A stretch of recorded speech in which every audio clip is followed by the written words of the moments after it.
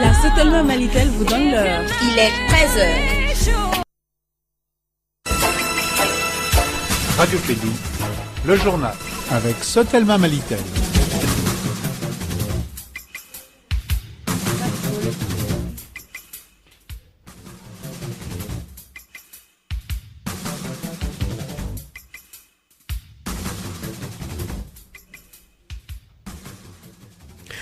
Mesdames et messieurs, bonjour. Merci de votre fidélité. Bienvenue dans ce 13h. Les titres.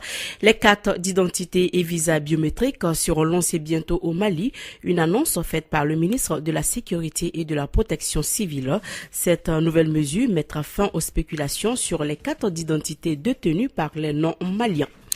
Au Soudan, c'est le général Awad Benaf, ministre de la Défense et vice-président soudanais, qui a été nommé hier à la tête du Conseil militaire de transition après la destitution d'Oumar el-Béchir. C'est ce vendredi également qu'on saura les équipes qualifiées pour la phase finale de la prochaine Coupe d'Afrique des Nations CAN 2019. La Confédération africaine de football va procéder au tirage au sort. Pour l'instant, les sélectionneurs des 24 équipes qualifiées attendent avec impatience. Bienvenue dans ce 13h présentation. Mariam Kouyati.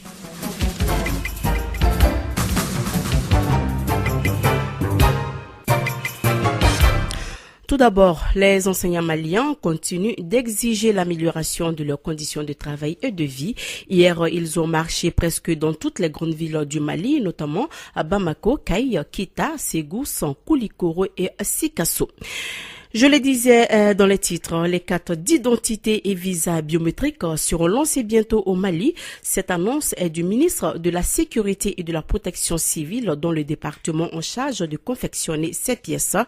L'introduction de la biométrie va mettre un terme à la facilité d'obtention des cartes d'identité maliennes par des non-maliens. Une fois le passage opéré, seuls les détenteurs de numéro NINA peuvent obtenir ces pièces de voyage.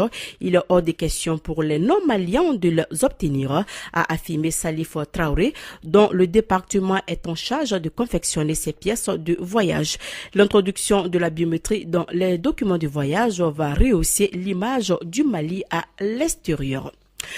Compétition, plan d'affaires pour les jeunes entrepreneurs. Cette session d'information sur le concours est en cours et un projet de gouvernement malien financé par la Banque mondiale.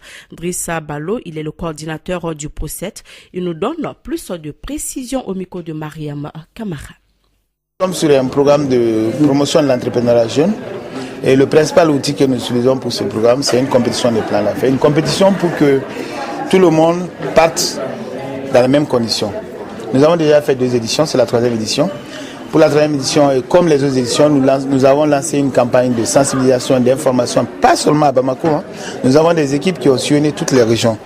Il manque encore les régions du Nord, mais nous apprêtons la semaine prochaine à envoyer les équipes à Tombouctou et à Gao. Mais la campagne de presse continue. Mais au-delà de la campagne de presse, nous recherchons les cercles de regroupement des jeunes pour aller parler à ces jeunes, les sensibiliser, voir les jeunes qui ont du potentiel pour qu'ils puissent venir là. Et là, c'est une session spécifique pour les jeunes femmes et les jeunes filles, pour qu'il y ait beaucoup plus de filles, beaucoup plus de femmes qui soient candidates chez nous. La compétition est ouverte, nous avons une plateforme, il faut juste s'inscrire. Soit vous avez une idée de plan d'affaires ou vous êtes déjà entrepreneur. Mais nous encourageons les jeunes à se mettre ensemble parce que il y a plus d'assurance lorsque nous sommes ensemble.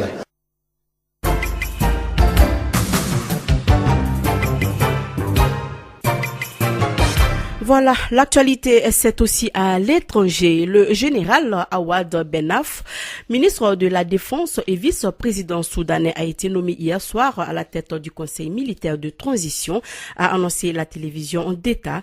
Le chef d'état-major de l'armée, le général Kamal Abdel Marouf, a été nommé adjoint du Conseil militaire de transition.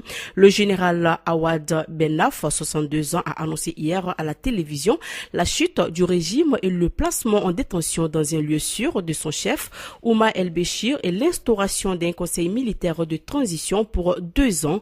Awad Benaf est un pilier du parti du Congrès qui est au pouvoir depuis 3 décennies. Oumar el-Béchir, le nommé en 2015 ministre de la Défense en février dernier, tout en gardant son poste, il devient ainsi vice-président du Soudan et prend la tête du Haut Comité de sécurité créé pour faire face aux manifestations. En 2007, il a figuré sur une liste américaine de sanctions pour son rôle dans les crimes commis durant la guerre au Darfour. L'Égypte, qui suit avec une grande attention les derniers développements chez son voisin, a exprimé hier sa confiance dans la capacité du peuple et de l'armée au Soudan à gérer l'après Omar el-Béchir. En Algérie, malgré le départ d'Abdelaziz Bouteflika, la mobilisation populaire juge cette démission insuffisante et souhaite chasser du pouvoir tous les responsables qui incarnent le système. Les Algériens se préparent donc à un 8e vendredi de mobilisation. Hier soir, les policiers anti-émeutes avec le casque bleu étaient presque aussi nombreux que les premiers manifestants qui convergeaient déjà vers l'emblématique place de la Grande Poste au centre d'Alger. Pour la première fois, on craint des débordements. La gendarmerie a instauré des barrages filtrants sur les principaux axes qui mènent vers la capitale. Emmanuel Macron a annoncé hier avoir décidé de s'opposer à l'ouverture des négociations commerciales entre les États-Unis et l'Union européenne. Cette prise de position ne doit rien au hasard en pleine campagne pour les élections européennes. Lundi 15 avril à Bruxelles, la France sera probablement la seule à voter contre l'ouverture des négociations commerciales entre l'Union européenne et les États-Unis. Tous les autres États membres en ont approuvé le principe hier et la France ne dispose pas d'un droit de veto, mais c'est une question de principe et de valeur, fait valoir la présidence. Pas question de négocier un quelconque accord commercial avec un pays non signateur de l'accord de Paris sur le climat.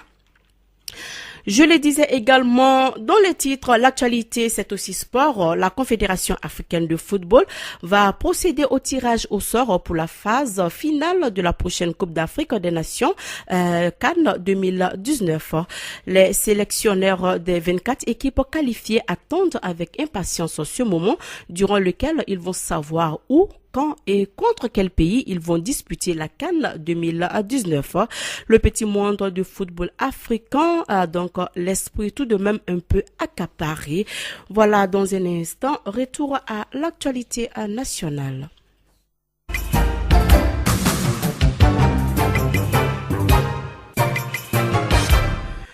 Parlons donc culture. La deuxième édition de la Nuit du Mali se tiendra à Paris le 21 septembre 2019.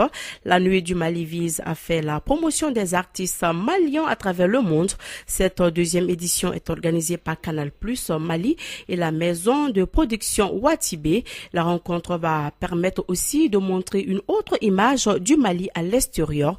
Écoutons Badjiri Diaketié, il est donc le PDG de la maison de production Watibé. Il est au micro d'Étienne Niari. Du Mali à Bercy le 21 septembre, Inch'Allah. C'est de mobiliser et d'expliquer à tous les jeunes maliens qui peuvent venir s'inscrire au niveau du jeu Watibé Canal, donner la chance à un jeune de pouvoir partir en France et prester sur la grande scène mythique du Bercy, qui est très important pour moi. Donc là, on commence à impliquer les jeunes maliens. Petit à petit, comme on dit, l'oiseau fait son nid. Donc on a fait la première édition, donc ça a été une édition normale. Et aujourd'hui, on essaie d'introduire plus de Maliens. Aujourd'hui, c'est 1. Demain, ce sera peut-être 10. Des jeunes Maliens qui sont pas connus. Parce que ceux qui sont connus, ils viennent. Mais ceux qui sont pas connus, donner la chance. Voilà. La Nuit du Mali, l'objectif du Mali, c'est montrer une autre image du Mali qu'on voit à la télé, où il y a la guerre, où les gens ils se tuent et tout ça. Donner l'envie aux gens qui sont en dehors du Mali de pouvoir venir au Mali, des jeunes Maliens, ceux qui sont pas aussi Maliens. Parce qu'aujourd'hui, on sait que la force d'un pays, c'est aujourd'hui le tourisme. Le tourisme, c'est des gens qui viennent, qui payent des beignets, qui payent à nos mamans les beignets, les trucs, qui viennent acheter des affaires ici au Mali et tout ça. Voilà. Moi, je pense que c'est ça la force aujourd'hui du Mali et c'est ça qui nous manque. Et le Mali, comme j'ai expliqué tout à l'heure, c'est un pays d'accueil où les Maliens savent accueillir, où les Maliens savent te mettre bien haut. Et donc, la Nuit du Mali, c'est toute cette vision-là que les gens connaissent du Mali et ceux qui connaissent pas du Mali en disant « Ah, Malik a dit ». Voilà, sur ce, sur UFM, cette édition, le rappel des titres. Les cartes d'identité et visas biométriques seront lancés bientôt au Mali, une annonce faite par le ministre de la Sécurité et de la Protection civile. Cette nouvelle mesure mettra fin aux spéculations sur les cartes d'identité détenues par des non-maliens.